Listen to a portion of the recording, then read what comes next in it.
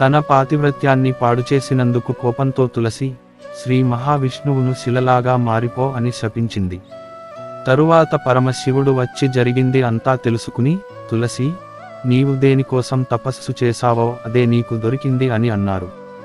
ఇప్పుడు ఉన్న శరీరం పడిపోయిన తరువాత నీకు ఒక దివ్య దేహం వస్తుంది.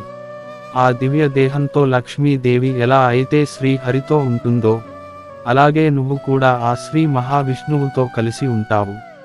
అలాగే నువ్వు విడిచిన ఈ శరీరం ఒక నదిలాగా మారి భారతదేశంలో గండకి అనే పేరు మీద నదిలాగా ప్రవహిస్తుంది.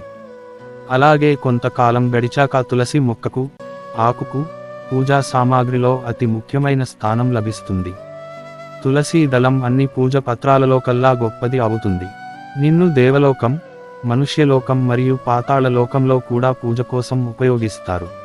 నువ్వు నిరంతరం ఆ శ్రీహరి పాదాల వద్దనే ఉండి ఆయన సేవ చేసుకుంటావో అని పరమశివుడు వరం ఇస్తారు.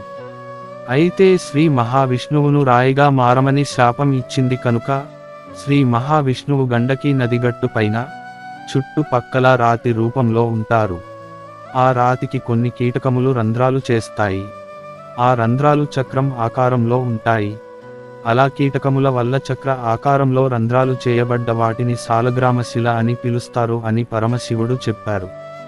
విష్ణువు యొక్క సాలగ్రామశిల మరియు వృక్షరూపంలో ఉన్న తులసిని ఎప్పుడూ కలిపే ఉంచాలి.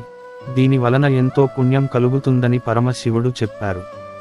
అలా కాకుండా సాలగ్రామశిల నుండి తులసిని వేరు చేసిన వారికి స్త్రీ వియోగం కలుగుతుంది అని చెప్పారు.